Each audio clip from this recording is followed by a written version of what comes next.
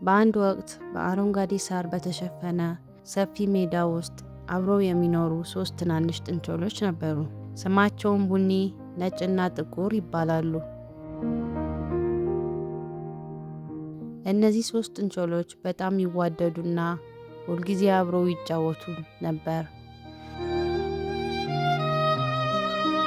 አንድ ቀን ግን በሜዳ ውስጥ የነበረው ሳር በሙሉ ደረቀ። ጥንቸሎቹም በጣም ራባቸው። እናም መፍትሄ ለማግኘት አሰቡ። ቡኒ የተራብን ይመስለኛል፣ የሚበላ ነገር መፈለግ አለብን አለ። ትክክል ነህ፣ ግን የት ነው የምናገኘው? አለች ነጭ። ጥቁር ደግሞ ካሮት ፍለጋ ብንሄድስ? አለ። ሁለቱም በጥቁር ሀሳብ ተስማሙና ካሮት ፍለጋ ጉዞ ጀመሩ። በመንገድ ላይ ብዙ ችግሮች አጋጠማቸው። በመጀመሪያ ወደ አንድ ወንዝ ደረሱ። ቡኒም እንዲህ አለ፣ ይህንን ወንዝ እንዴት ነው የምንሻገረው? አላቅም፣ ወንዙ በጣም ጥልቅ ነው አለች ነጭ። ጥቁር ደግሞ ምናልባት መዋኘት እንችል ይሆናል አላቸው።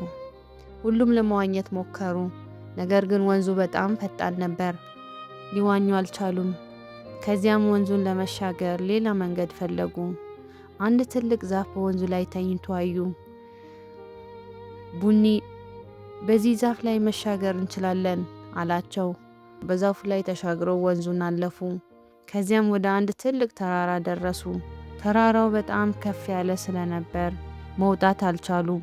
ቡኒ ይህንን ተራራ እንዴት ነው የምንወጣው? አለ። ነጭ ደግሞ አላቅም አለች። ጥቁርም ምናልባት ሌላ መንገድ ይኖረው ይሆን አላቸው። በተራራው ጀርባ በኩል ሌላ መንገድ አግኝተው ተራራውን ዞረው አለፉ። በመጨረሻም ወደ አንድ ትልቅ እርሻ ደረሱ።